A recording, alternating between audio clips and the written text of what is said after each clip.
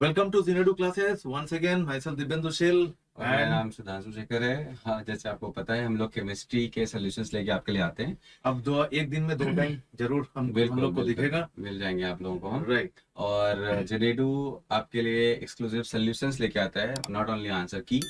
तो एक एक करके सारे सॉल्यूशंस को अच्छे से देखो, क्योंकि मेंस में सिमिलर क्वेश्चन सिमिलर पैटर्न में आ रहे हैं। Depending upon the data which we have obtain from students, उसी के ऊपर बेस करके हमने सॉल्यूशन बनाया है, ठीक है। तो let's begin with the problem sir. Sure, बच्चे वेट कर रहे होंगे। हाँ। चलिए, the very first question what we have is the number of radial node if n equals to 4 and m equals to -3। तो m equals to -3 का मतलब ये हुआ कि अगर हमने -3 से इसको स्टार्ट करा और n equals to 4 है, मतलब फोर्थ ऑर्बिट में है, राइट। तो हमें पता है कि फोर्थ ऑर्बिट में कौन कौन से सब ऑर्बिट्स पॉसिबल हैं। तो फोर्थ में पॉसिबल है s, p, d और f। तो यहाँ से एक कंक्लूजन मिल गया कि g तो नहीं होगा, राइट। f तक हम जा सकते हैं। और f के केस में अगर m इक्वल्स टू -3 लिखा हुआ है तो हम बता भी सकते हैं कि हाँ सही बात है, इसका 0 होता है, इसका 1, इसका 2, इसका 3 होता है l का वैल्यू। ये l की वैल्यू हो गई। अब अगर अपन f के बारे में बात करें तो अगर ये हो गया तो मैग्नेटिक क्वांटम नंबर उसका -3 से लेके +3 तक कुछ भी हो सकता है। तो मतलब ये किसकी बात कर रहा है, ये 4f की बात कर रहा है। फोर्थ सेल में f सब सेल का मतलब ये हो गया 4f की बात कर रहा है। अगर 4f की अगर मैं बात कर रहा हूँ तो इसमें n की वैल्यू 4 है, l की वैल्यू 3 है और m की वैल्यू इन्होंने दे रखी है -3। अब इस पर्टिकुलर के पूछा है वो रेडियल नोड क्या होगा। तो रेडियल नोड के फॉर्मूला होता है बेटा, रेडियल नोड इक्वल्स टू होता है, क्या होता है, n - l - 1। एकदम सिंपल क्वेश्चन था। n की वैल्यू 4 दे रखी है, l की वैल्यू 3 है और 1 तो 1 है, तो आपके पास आंसर आ जाएगा 0। फिर correct option will be A. That means there will be no radial nodes in 4f, correct है ना। तो मुझे लगता है इसमें सभी कोई सर प्लस मिला, माइनस तो मिलने का कोई मतलब ही नहीं है। और एंगुलर नोड कितने होंगे इसके अंदर के बच्चे, क्वेश्चन आगे अगले एग्जाम में क्या करेंगे अपन, तो वहां पर सिंपली एल की वैल्यू जो भी एल की वैल्यू जो है that will be the angular node, correct, ठीक है। और टोटल नंबर ऑफ नोड्स कितने होंगे, तो ऑब्वियसली n प्लस l करेंगे, I mean radial node plus angular node करेंगे तो n-1 आ जाएगा, और n-1 इज 4 - 1 दैट इज 3। तो मतलब समझ में आ गया कि बेसिकली हमारे पास जो क्वेश्चंस थे वो एकदम सिंपल थे, आपको ज्यादा टफ नहीं पूछा गया। ये सिंपल कैटेगरी में ही आएगा। हाँ, सिमिलर क्वेश्चन था, सिमिलर क्वेश्चन। चलिए, तो नेक्स्ट क्वेश्चन की तरफ मूव करते हैं। Answer is A. Sir please A को टेक कर दीजिए बच्चों के लिए। श्योर सर, ए को टिक कर दिया तो answer comes out to be A. Now the next question what we have here is which one is aromatic. Sir मुझे नहीं लगता है कि इसको बताने की जरूरत है। ये बच्चे ने टिक किया, बच्चा ने टिक किया और बी पे ही टिक जाएगा। बिल्कुल, बी के अलावा कोई आंसर हो ही नहीं सकता है। ये cyclopentadiene anion 4n+2 pi electron system obey कर रहा है, that is Huckel's rule. Closed conjugated system है, प्लानर है होगा सिस्टम, तो इसीलिए ये एरोमेटिक है, राइट। बाकी और सब में बाकी किसी में 4n+2 फॉलो नहीं होगा, 4n+2 क्लोज्ड कॉन्जुगेटेड लूप भी नहीं है। और सर एक बात ये भी है, अगर मान लीजिए इसको 4n+2 ही अगर बस आता है तो भी ये क्वेश्चन बन जाएगा। हाँ, आराम से। क्योंकि अगर आपको ये भी नहीं पता है कि प्लेन में होना चाहिए या फिर क्लोज होना चाहिए, अगर ये कंडीशन नहीं पता है, फर्स्ट ऑप्शन से ही अलग हो जाएगा। हाँ, बस आपको बस हकेल रूल पता है तो आपके पास भी ऑप्शन नहीं बचता है, और किसी के पास है ही नहीं 6 electron. Correct option is B, it is aromatic, ठीक है। क्योंकि इसके ऊपर ना सर बहुत सारे क्वेश्चंस भी देते हैं, बहुत सारे कि क्वेश्चन ये इसके हाइड्रोजन एसिडिक होता है या नहीं होता है साइक्लोपेंटाडाइन के, बिकॉज इसके जो कॉन्जुगेट बेस है, ये वाला पार्ट जो है ये कॉन्जुगेट बेस है, इट इज एरोमेटिक यानी हाईली स्टेबल। इसीलिए इसके जो अगर हम ये क्वेश्चन भी हो सके कि सर अगले एग्जाम में ये आ जाए, ये हाइड्रोजन दिखा देते हैं, है ना, और पूछता है कि ये हाइड्रोजन ज्यादा एसिडिक है या नहीं है। This hydrogen are acidic because its conjugate base जो साइक्लोपेंटाडाइन एनायन है, इट is aromatic and highly stable. इसीलिए इस टाइप के क्वेश्चन भी आ सकता है कि ये हाइड्रोजन एसिडिक है या नहीं है, या हम बेस डालने से ये हाइड्रोजन को हम निकाल पाएंगे आसानी से या नहीं पाएंगे, ठीक है। तो answer will be B. Next question की तरफ मूव करते हैं सर। बोलते हैं which of the following is not a Lewis base. Lewis base कौन होता है बेटा, जो इलेक्ट्रॉन देता हो, राइट। इलेक्ट्रॉन देने के लिए क्या चाहिए, इलेक्ट्रॉन चाहिए आपके पास। अब इलेक्ट्रॉन कहाँ है कहाँ नहीं है, बस वही चेक करना था इस क्वेश्चन के अंदर।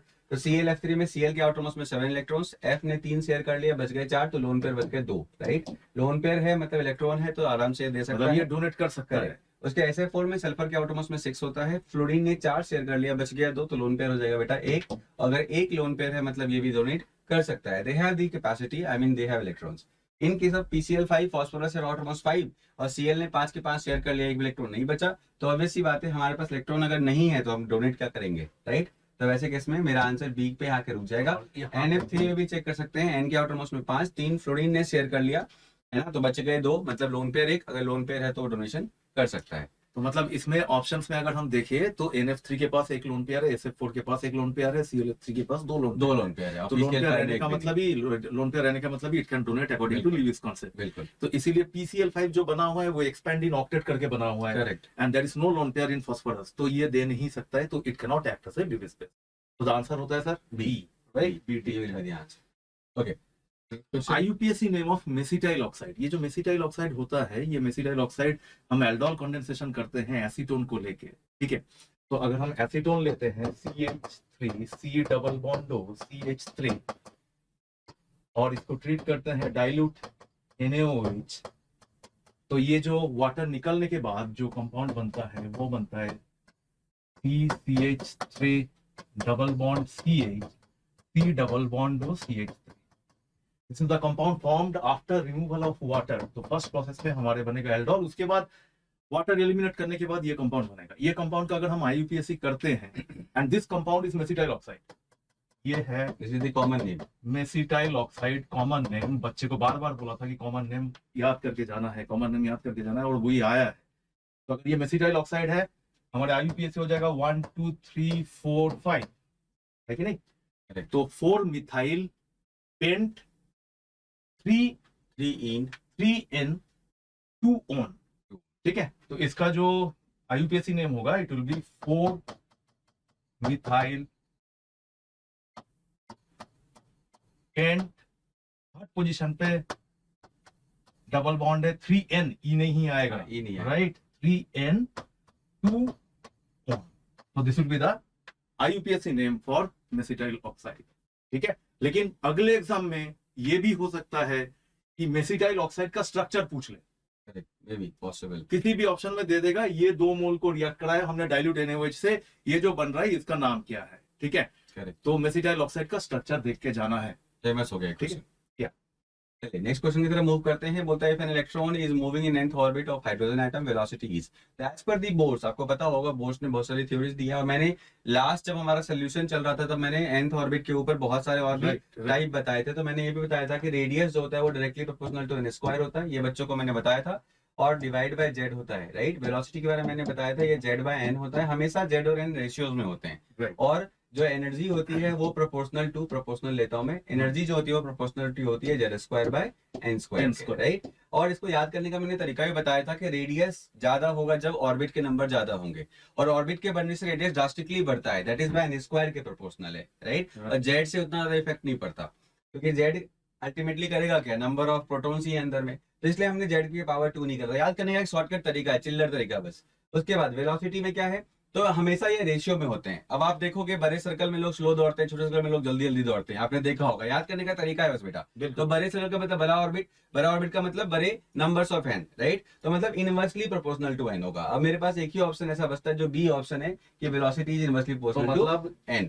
जितना हमारे रेडियस बड़ा हो रहा है उतना कम होगी। और आपने देखा होगा सुबह सुबह अपन जाते हैं कभी दौड़ने के लिए, तो बड़े सर्कल वाले स्लो स्लो दौड़ते हैं, राइट? और छोटे वाले एकदम तेज तेज दौड़ते रहते हैं, क्यों? जल्दी जल्दी उसे अगर हम ये बात करें बच्चे को याद रखने के लिए भी आसान होगा, हमारे प्लानिटरी सिस्टम, बिल्कुल प्लानिटरी सिस्टम की बात कर सकते हैं, है ना? सबका रेडियस तो सेम नहीं है, और अपन यहाँ पे देख सकते हैं कि हमें पता है एनर्जी जो होता है वो होता क्या है बेटा, एक फॉर्म ऑफ एनर्जी याद करो, हाफ mv स्क्वायर होता है, करेक्ट?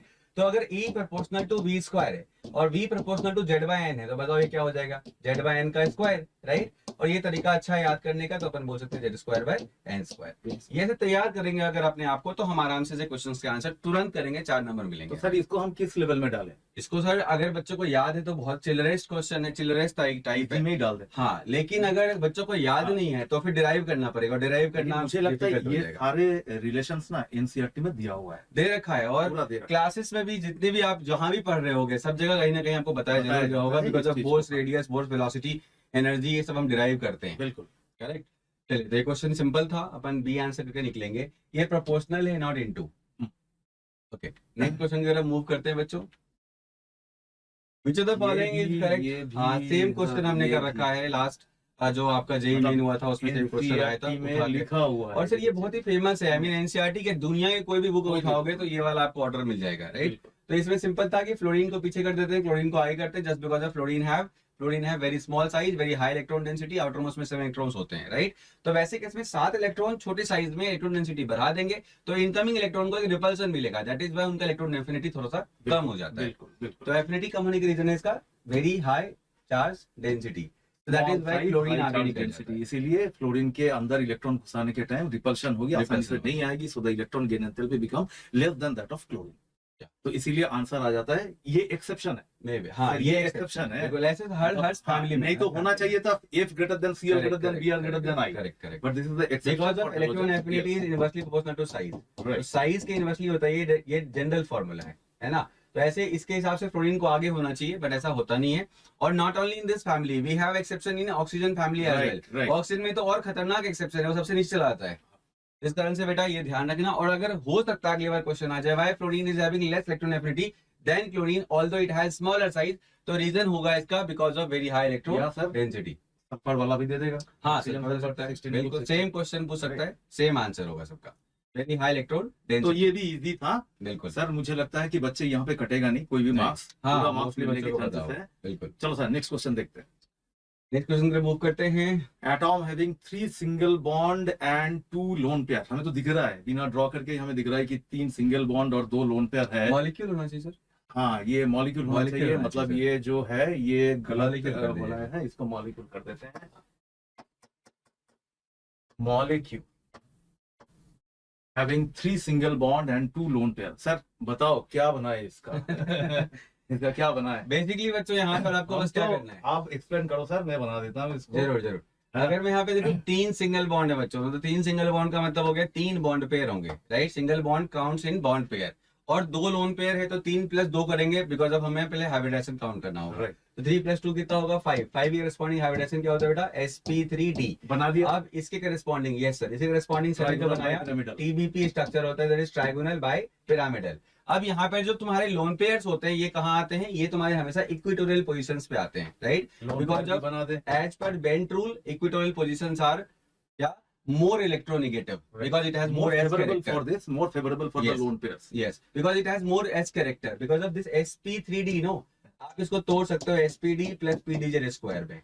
तो ये जो sp2 होता है, this is contributing in this 3 point, और this pdz square is for this. So since it has high S character, so it has So the high electronegativity. negativity and lone pairs are preferred in the equatorial position Yes. rather than axial position. Yes, yes. तो sir हमें नहीं लग रहा है ऐसा हमने बच्चे sir, को एक करा बार बच्चों को सही से दिखाने के लिए मैं इस बॉन्ड को हटा दूं, हाँ, इसको हटा अब दो। शायद ज्यादा बच्चों को सही दिखेगा। इसको भी हटा दो सर, ये डॉट्स। नहीं, मैं इसको ऐसा बनाया था ना, अच्छा ताकि बच्चों को लगे कि ठीक है। हाँ, तो अब हमें तो लग रहा है कि बच्चे को देख के पता चल रहा है एक क्वेश्चन इसी का शेप का एनसीईआरटी कराया हुआ है CLF3। यस, CLF3 का क्या शेप है? T shape.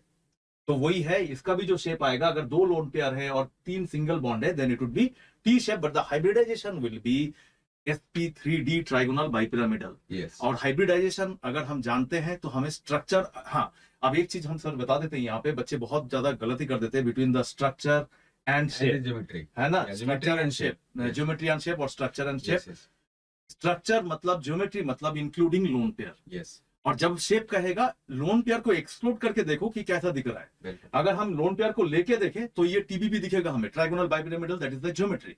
Yes, whereas if I remove this, इसको अगर हटा के देखें तो ये सिर्फ टी लग रहा है। करेक्ट सर, तो ये T shaped and T shaped, T shaped, ये टी शेप आ गया। लेकिन अगर हम ज्योमेट्री की बात करें, ट्राइगोनल बाइपिरामिडल ज्योमेट्री, यस। तो ये भी बहुत ही आसान आंसर विल क्वेश्चन बी है। T shape. यस, बहुत आसान क्वेश्चन है, जिसको थोड़ी सी भी केमिकल बॉन्डिंग में इंटरेस्ट है, बीवीटी पढ़ रखा है, आराम से कर जीएसपी सकते पढ़ हैं। रखा है, उनसे ये हो जाएगा। बिल्कुल।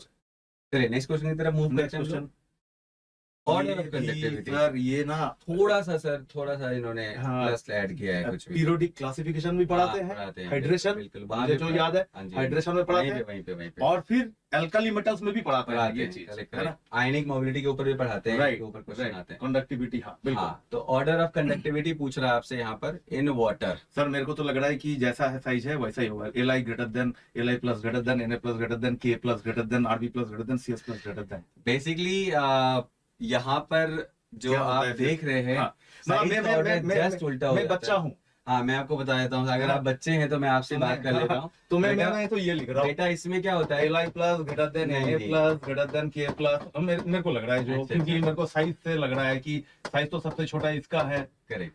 है ना? ये तब होगा बेटा जबकि ये आपको एक्वस मीडियम में ना हो, Yes. ये वाटर मीडियम में हो, Exactly. वाटर मीडियम में ना हो। Exactly. ये जब मोल्टन स्टेट में होगा, आयनाइज्ड होगा, तो वैसे केस में हम इसको ऐसा लिख नॉट सकते हैं, at all hydrated. Not total hydrated. Yes.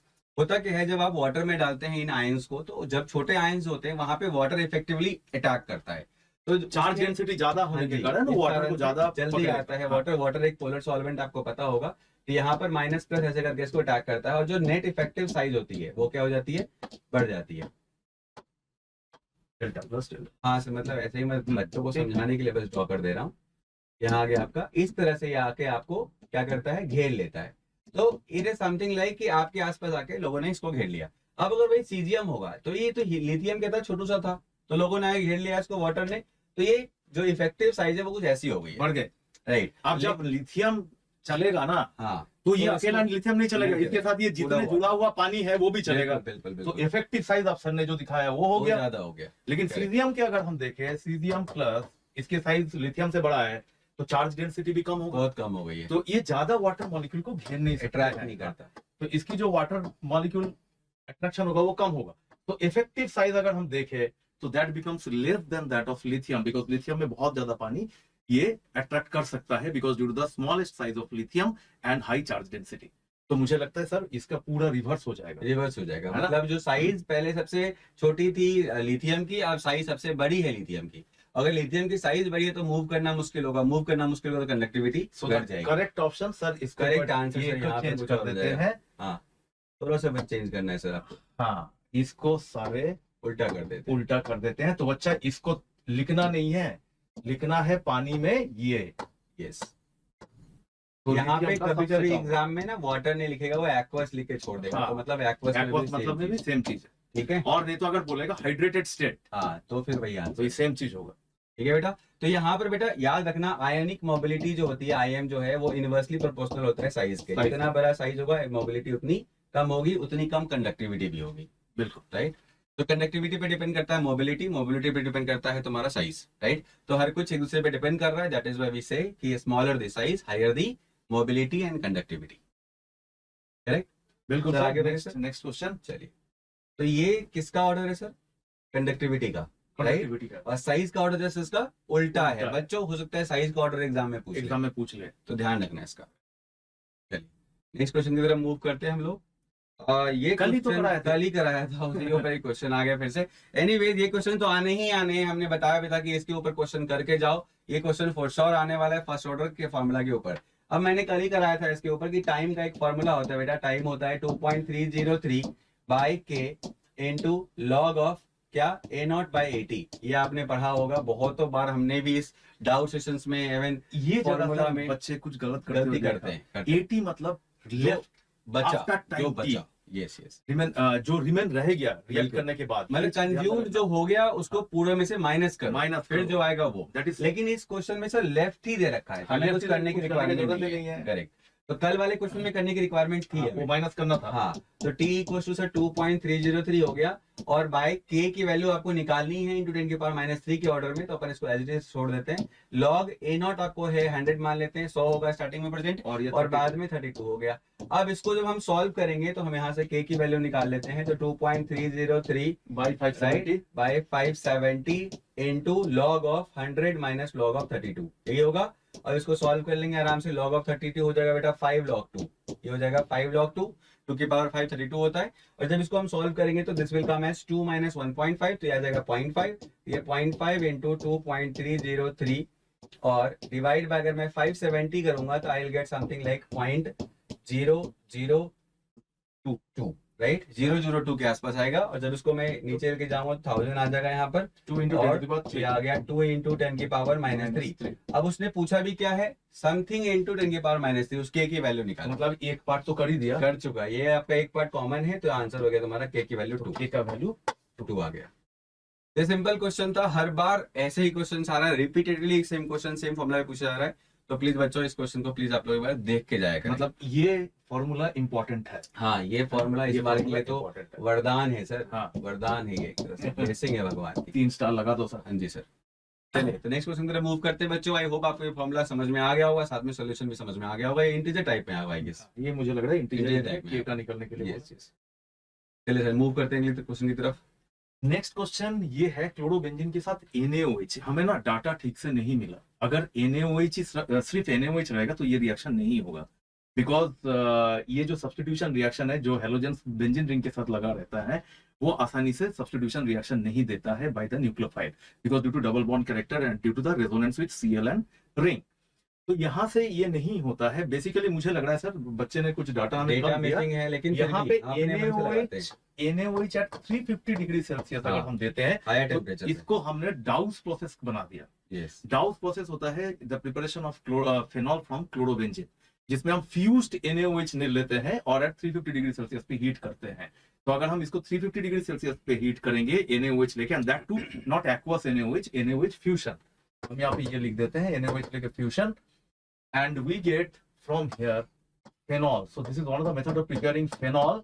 और बच्चे अगर ये 350 डिग्री सेल्सियस दिया हुआ है so this is Dow's process।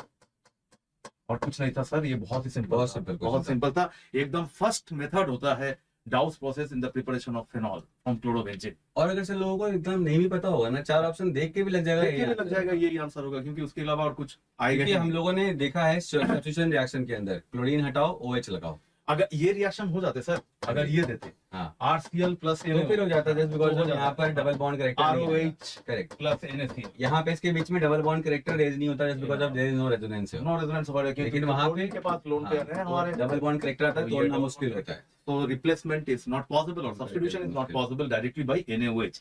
लेकिन अगर हम करते हैं तो SNAR करते हैं by putting electron withdrawing group at ortho and para position. अगर नाइट्रो ग्रुप अगर हम यहाँ पे लगा दे तब इसका मैकेनिज्म जाएगा SNAR से। ठीक है, तो बहुत आसान क्वेश्चन था ये भी, अपन आराम से आंसर कर सकते थे। बिल्कुल। नेक्स्ट क्वेश्चन की तरफ मूव करते हैं हम लोग। कोलाइडल गैस ये चार्ट दिया हुआ है, टाइप ऑफ कोलाइडल से क्लास 9 से हम लोग पढ़ते हैं ये, और gas in solid is nothing but solid foam. Sir मुझे लगता है वो एक चार्ट जो NCERT में दिया हुआ है उसमें सब कुछ दिया हुआ है। ठीक है, तो ये क्वेश्चन आई थिंक बहुत डिस्कस करने लायक नहीं है सर, सी आंसर है। ये बच्चों आप ये चार्ट जाके देख लो, बहुत इंपॉर्टेंट है, एक बार अगले बार दूसरा कुछ पूछे। हाँ जी, और जिस भी क्लास में आपने अटेंड करा होगा वहाँ शॉर्ट पढ़ाया गया होगा, एक बार उस चार्ट को जाके देख लो, अपने स्टडी टेबल के सामने लगा लो। राइट, चलिए नेक्स्ट क्वेश्चन मूव करते हैं। अब बोल रहा है divalent cation having atomic number 25। अब 25 एटॉमिक नंबर सर है कौन, तो मैंगनीज है, इसका 2+ मतलब डाइवेलेंट केटायन बोल रहा है तो प्लस लगा दिया। Calculate the spin only magnetic moment. अब ये 4s0 3d5 हो जाएगा, 3d5 सिस्टम, क्योंकि होता है Mn बेटा, Mn क्या होता है 4s2 एंड 3d5, लेकिन हमने 2+ निकाल दिया, मतलब 2 इलेक्ट्रॉन निकाल चुके हैं, तो मतलब आउटर मोस्ट ऑर्बिट से निकालेंगे तो यहाँ से बाहर जाएगा। पता है मैंने बहुत बच्चे को देखा D से निकाल देते हैं, बहुत बच्चे को देखा D से निकाल के बोलेगा सर 3d3 था, 3d3, लेकिन 3 पॉइंट समथिंग आंसर आ जब भी इलेक्ट्रॉन निकालोगे तो आउटर मोस्ट शेल से जाएगा, बिल्कुल, और आउटर मोस्ट शेल 4s है, बिल्कुल, तो ये गलती नहीं करना है। ठीक है, अगर आप ऐसा गलती करोगे तो आपका आंसर आएगा 3 पॉइंट समथिंग, 3.83 के आसपास, और अगर आप ऐसा गलती नहीं करेंगे तो फिर आपका आंसर आएगा 5 पॉइंट समथिंग। तो 5 पॉइंट समथिंग क्यों बोलता हूँ, बिकॉज ऑफ हमने क्लास में बहुत बार बताया, अगर 1 एम्पेयर तो 1 पॉइंट समथिंग, 2 एम्पेयर तो 2 पॉइंट समथिंग, 3 एम्पेयर तो 3 पॉइंट समथिंग, ऐसे ही 4 में 4 पॉइंट समथिंग, 5 में 5 पॉइंट समथिंग। अब 5 पॉइंट समथिंग में चारों ऑप्शन है 5 पॉइंट समथिंग में, फिर तो हमें सॉल्व करना पड़ेगा। अदरवाइज सॉल्व करने का फॉर्मूला क्या होता है बेटा, तो सॉल्व करने का फॉर्मूला होता है magnetic moment equals to n into n+2, right, into ये होता है बोर्स मैग्नेटॉन, राइट। अब n की वैल्यू कितनी है, अनपेयर्ड इलेक्ट्रॉन, तो कितने होंगे इसमें 5, तो 5 into 5+2 मतलब √35, और √35 कितना होगा 36 से थोड़ा कम है, तो 5 पॉइंट समथिंग 9 के आसपास, राइट। तो 5.89 बोलेंगे इसका, तो 5.9 के आसपास आएगा। तो अगर अपन देख रहे हैं यहाँ पे कि D में 5 है तो 5 एम्पेयर्ड होंगे, ये भी क्लियर कर लो, 5 ऑर्बिटल्स होते हैं इसके अंदर, तो 5 में 5 इलेक्ट्रॉन भर दो 1 to 1, राइट, फॉलोइंग क्या हुंड्स रूल। तो हमने सबको भर दिया एक लाइन से, तो 5 एम्पेयर्ड हो गए, n की वैल्यू यहाँ पे 5 मुझे दिख रही है, तो 5.91 है, ठीक है, 5.91 will be the correct answer, right. तो 5 पॉइंट समथिंग आपको सॉल्व करना पड़ेगा उसके बाद, ठीक है बेटा। अगर किसी ऑप्शन में 5 है ही नहीं तो हम तो आसानी से कर लेंगे, अगर एक से ज्यादा ऑप्शन में 5 है तो तब सॉल्व करके एग्जैक्ट आंसर हमें लेके आना। बिल्कुल, तो 2 गलतियां हो सकती है यहाँ पर, एक गलती तो ये वाला जो सर ने आपको बताया, और दूसरी गलती हो सकती है कैलकुलेशन के अंदर, तो ध्यान देना इसका। चलिए नेक्स्ट क्वेश्चन की मूव करते हैं हम लोग। सर ये थोड़ा अच्छा लगा थोड़ा सा, ठीक है, क्योंकि ये एक नेम रिएक्शन है। हाँ, ये दोनों जो बनेगा A और B, ये दोनों ही नेम रिएक्शन है, ठीक है। पहला वाला है एमाइड, एमाइड, ठीक है, this one is amide CONH2 और ब्रोमीन KOH। ये एक बहुत ही इंपॉर्टेंट रिएक्शन है जिसे हम लोग कहते हैं हॉफमैन ब्रोमामाइड डिग्रेडेशन। करेक्ट, ठीक बहुत है। ही फेमस है। वो एक रीअरेंजमेंट रिएक्शन है, ठीक है, हॉफमैन ब्रोमामाइड डिग्रेडेशन। तो यहां से अगर हम एमाइड लेते हैं, और इस प्रोसेस को हम लोग इसीलिए करते हैं because this is the method of converting amides into amines with one carbon atom less. Yes, अगर एमाइड्स को हम एक LiLH4 से LiLH4 से भी हम रिड्यूस कर सकते हैं। बिल्कुल बिल्कुल। LiLH4 से रिड्यूस करेंगे तो एक ये बन कार्बन जाएगा रह जाएगा, CH2NH2 बन जाएगा। Correct correct. लेकिन अगर हम इस प्रोसेस से करेंगे हॉफमैन डिग्रेडेशन, तो यहाँ पे Br2 KOH लेने से हमारे पास ये एमीन तो बनेगा but one carbon atom less, that is NH2। This is aniline, है ना सर? यस, तो ये हो गया A हमारा। अब ये NH2 है, प्राइमरी अमीन है, राइट? प्राइमरी अमीन के साथ फिर मैंने क्लोरोफॉर्म और NaOH से रिएक्ट कराया, ये भी फेमस है। Carbylamine reaction. यस, बहुत ही फेमस टेस्ट है। बहुत ही फेमस टेस्ट है, and that is the specific test for primary amines. बिल्कुल। बाकी सेकेंडरी टर्शियरी कोई नहीं देता नहीं है। देता। तो इसके साथ अगर हम CHCl3 और NaOH ट्रीट करा दे तो सर मुझे लगता है ये सारे बच्चे ने इसको ठीक किया है। बिल्कुल सर, एनसी। और बेटा इसके अंदर बीच में एक बहुत ही इंपॉर्टेंट सा ये बनता है मैकेनिज्म, आप करोगे जब आइसोसाइनेट बनता है। आइसोसाइनेट बनता बहुत है, important है। और आइसोसाइनेट बनता है, हो सके अगले किसी भी में भी। टेस्ट में आए कि यहाँ पे CH3 दे दे हाँ, और वो पूछे कि क्या बनेगा वहां से, तो बीच में एक जो हमारे कंपाउंड बनते हैं, सर ने वो जो है बताया आइसोसाइनेट, वहां पे मिथाइल मिथाइल लग आइसोसाइनेट जाएगा। बनेगा। बिल्कुल, और वही भोपाल गैस ट्रेजेडी का सबसे बड़ा एग्जैक्टली, reason ये है। भी पूछेगा हाँ, कि भोपाल गैस ट्रेजेडी में हाँ, कौन सा कंपाउंड था? MIC, methyl isocyanate. साइनेट, नेट आइसोसाइनेट। बेटा, आइड नहीं, साइनेट। ठीक है, ठीक है, तो MIC मिथाइल आइसोसाइनेट। ये ध्यान रखना, मिथाइल आइसोसाइनेट है, ये आइसोसाइनाइड नहीं है। मोस्टली बच्चों को देखा है गलत बोलते हुए। भोपाल में लिख देता हूँ सर, हाँ, Bhopal gas Bhopal gas tragedy में जो गैस लीक हुआ था वो था मिथाइल आइसोसाइनेट। साइनेट। ठीक है, तो ये भी मुझे लग रहा है कि अगर नेम रिएक्शंस पढ़ के गए बच्चे ऑर्गेनिक में, सो दिस ये गलत होने का कोई चांस है ही नहीं, नहीं है, ये भी सही होगा। बिल्कुल। अच्छा क्वेश्चन था ये, अच्छा question कंपैरेटिवली, था ये, लेकिन दोनों comparatively। फेमस रिएक्शन था। दोनों ही फेमस रिएक्शन, नेम रिएक्शन है, carbylamine reaction and Hofmann bromide degradation. बिल्कुल। इसी के साथ बच्चों हमारे सारे क्वेश्चन जो हमें अभी तक मिले थे मेमोरी बेस, वो हमने कवर कर लिए हैं। आई होप आपको सारे क्वेश्चन समझ में आए होंगे, डिटेलिंग सॉल्यूशंस भी समझ में आ गई होंगी। तो अगर समझ में आ गया है तो क्या करना है, आपको सब्सक्राइब करना है, लाइक करना है और हमारे वीडियोस को शेयर करना है, ताकि बिल्कुल और भी बच्चों को फ्री एजुकेशन सुन तक पहुंच पाए। बिल्कुल। और बाकी- बाकी हम लोग फिर आएंगे, हाँ, अभी वही मैं बोलने वाला था, तुम हाँ, लोग यहीं रुको, हाँ। हम आ रहे हैं तब तक क्वेश्चन लेके। कैलकुलेट कर लो कितना तब तक- सही है, क्या हाँ, गलत देख है, लो। और हम मिलते हैं फिर सेकंड फेज में। लेकिन फिर से मिलते हैं बच्चों, तब तक के लिए अपना ध्यान रखना, खाना पीना खा लो, समय हो चुका है, पेपर दे के आए हो भैया, थोड़ा रेस्ट कर लो। नहीं, चलो, ओके, बाय देन। बाय बच्चों।